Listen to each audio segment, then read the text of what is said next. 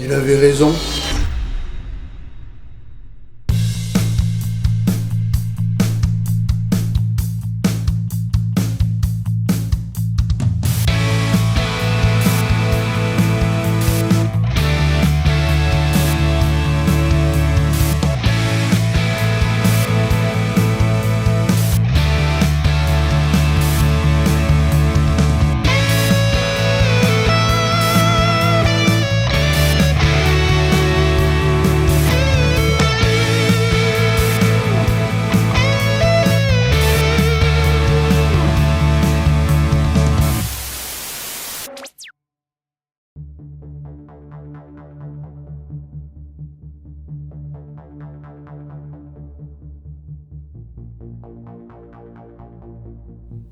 Ce Hill, c'est bien évidemment John Carpenter, que l'on surnomme aussi Big John.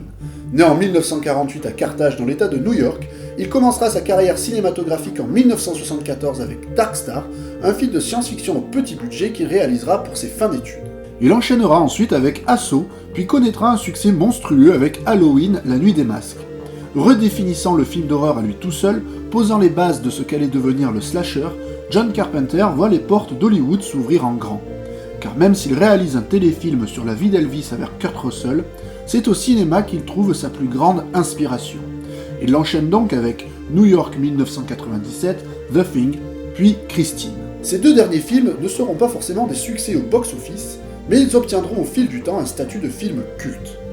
Par la suite, il propose Starman, film de science-fiction avec une pointe de romance qui connaîtra un succès énorme en salle.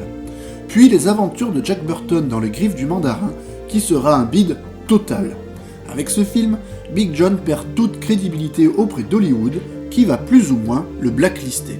Il se tourne alors vers de plus petits studios, lui laissant une marge de manœuvre plus grande, ce qui sera le cas avec Alive Films, où il signera un petit contrat. Il en ressortira l'énorme Prince des Ténèbres, un film d'horreur glauque à souhait qui bénéficie d'une grande liberté de ton. Et c'est exactement ce que souhaite John Carpenter à cette époque-là, un total contrôle sur ses films pour éviter la débâcle de Jack Burton et toutes les contraintes liées au studio. Un an plus tard, toujours avec Alive Films, il réalise alors Invasion Los Angeles ou They Live en version originale. Issu d'une nouvelle de Ray Nelson, Les Fascinateurs, le film va connaître un tournage assez rapide, 2 mois seulement, et surtout, il va bénéficier d'une liberté de ton assez folle. En effet, si John Carpenter s'entoure de son équipe habituelle, il va donner le rôle principal à un catcheur, Roddy Piper, qui tient ici son second rôle après une comédie de science-fiction oubliable avec Transmutation. Et ce choix n'est pas anodin, puisqu'il y aura un lien entre l'acteur et le personnage, mais aussi les contraintes budgétaires de l'époque. En prenant des chemins de traverse loin du grand Hollywood, il fallait s'accommoder d'un budget rikiki et donc prendre des acteurs moins chers.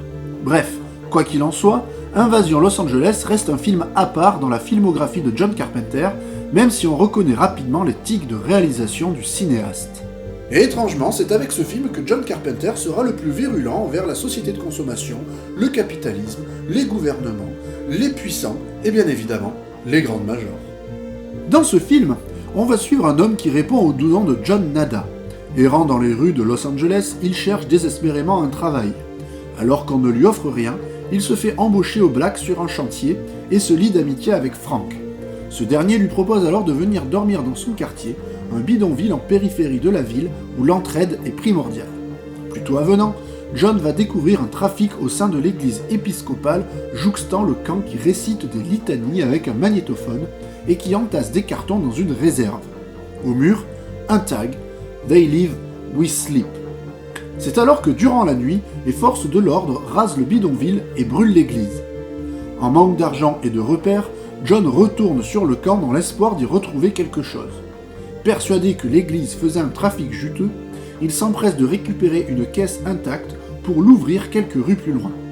C'est avec désappointement qu'il découvre des lunettes de soleil. Déçu, il en garde tout de même une paire et décide de les essayer.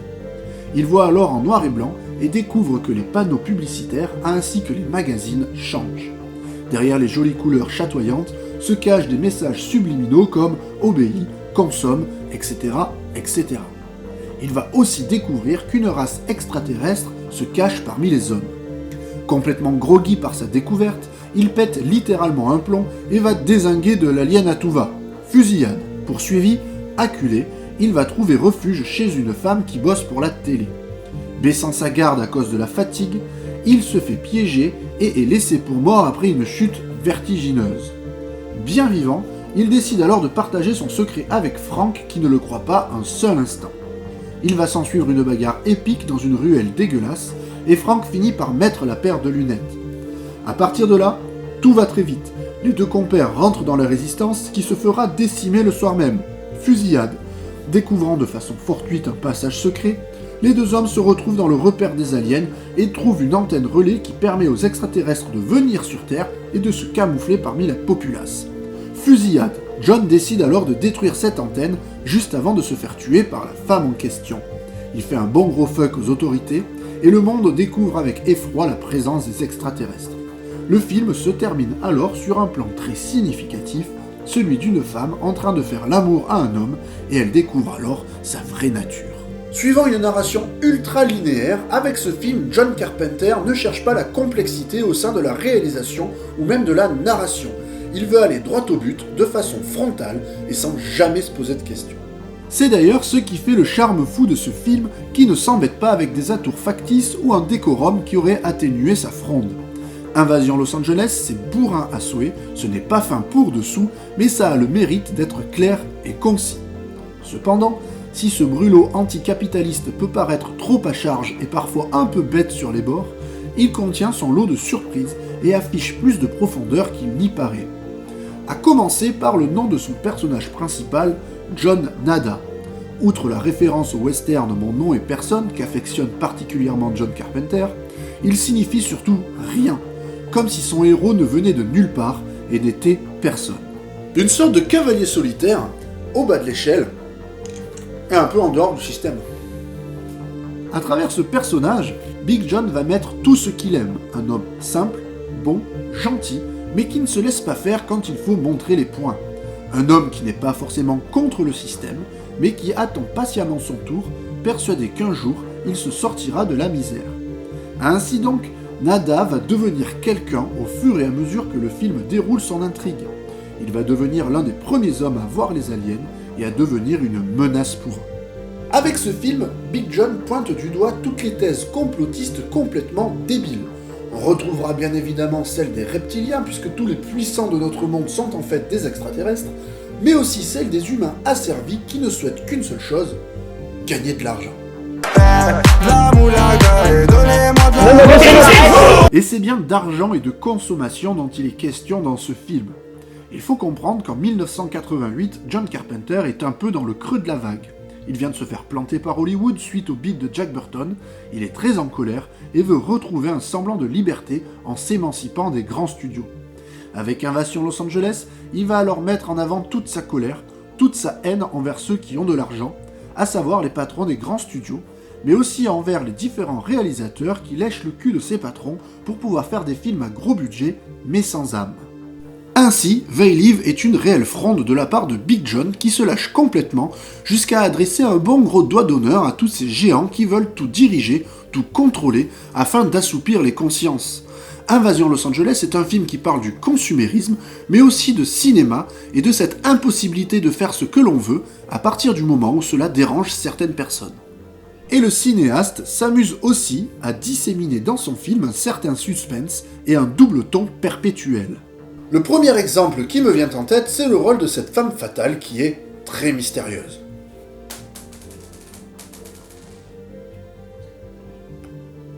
Jusqu'au bout, le réalisateur gardera le secret sur les intentions de ce personnage, et le spectateur ne saura jamais s'il doit s'en méfier ou au contraire lui faire confiance. Dans le premier acte où on la voit, on pense qu'elle réagit par peur, puis par la suite, elle rejoint la résistance avant de vraiment montrer son visage à la toute fin. Cela rajoute un certain suspense et démontre aussi les personnalités qui sévissent à Hollywood, tout d'abord charmantes, avenantes, puis par derrière pourries jusqu'à la moelle pourvu qu'elles aient de l'argent et le pouvoir. La différence de ton se situe aussi dans le titre et la volonté de John Carpenter de rendre hommage aux comics pulp des années 50. Outre le titre anglais qui nous ramène immédiatement aux invasions extraterrestres de la Belle Époque et de ces monstres en forme de crevettes ou d'insectes géants, le film va tenter d'apporter de l'humour au sein d'un récit finalement nihiliste au possible. Une tonalité parfaitement maîtrisée entre noirceur, pessimisme, combativité et comédie décomplexée. Cela se retrouve dans des séquences devenues cultes, comme ce combat entre John et Frank qui dure 3 plombes, ou encore dans certaines punchlines qui font mouche à chaque fois, notamment lors de la découverte des monstres. Et les monstres, c'est ce qui va nous intéresser plus particulièrement dans ce film, que ce soit par leur aspect ou par leur rôle. Et leur création est assez obscure puisque l'on ne retrouve aucun grand nom derrière le maquillage ou les effets spéciaux. Cela doit certainement être dû au faible budget du film, environ 4 millions de dollars, ce qui empêchait Carpenter d'embaucher des génies de renom comme Rick Baker, alors occupé à l'époque pour le film Gorille dans la brume, ou encore Rob Bottin qui bossait sur Robocop. On retrouve Francisco Pérez au maquillage et Roy Arbogast aux effets spéciaux, deux hommes dont la carrière n'est pas des plus prolifiques. Quoi qu'il en soit, cela n'a pas empêché le réalisateur de faire un bon boulot sur les extraterrestres. Tout d'abord, l'utilisation du noir et blanc va permettre de masquer quelques lacunes comme un maquillage frôlant parfois le mauvais goût, avec des peaux qui semblent brûler, un peu à la façon de Freddy dans Les Griffes de la Nuit. Mais c'est surtout dans le design global que la créature est réussie. Outre son physique disgracieux, on remarquera surtout que ce sont les yeux et la bouche qui sont hyper développés, une façon de montrer leur acuité visuelle, qu'ils voient de partout, mais aussi leur capacité à embobiner les humains en parlant et en endormant les consciences. Ainsi donc, la créature humanoïde présente des facultés cognitives plus importantes, au détriment d'un physique de bellâtre. Lorsque la couleur apparaît, à la fin du film, les aliens apparaissent alors en bleu, sorte d'hommage rendu, encore une fois, au magazine pulp des années 50, avec ses extraterrestres aux couleurs improbables.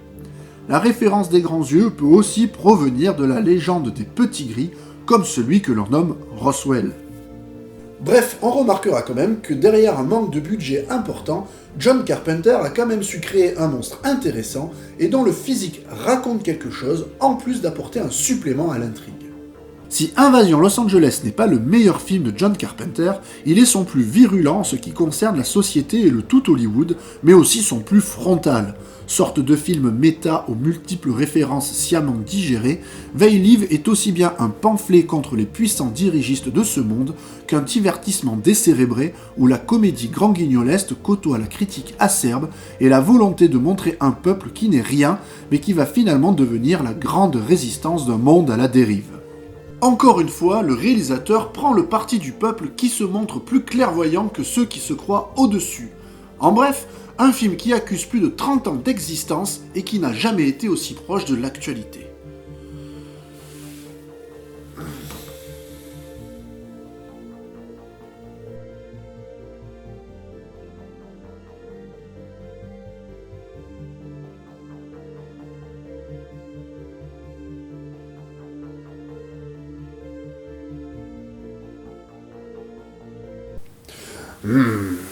Si tu aimes les films de monstres, abonne-toi à la chaîne.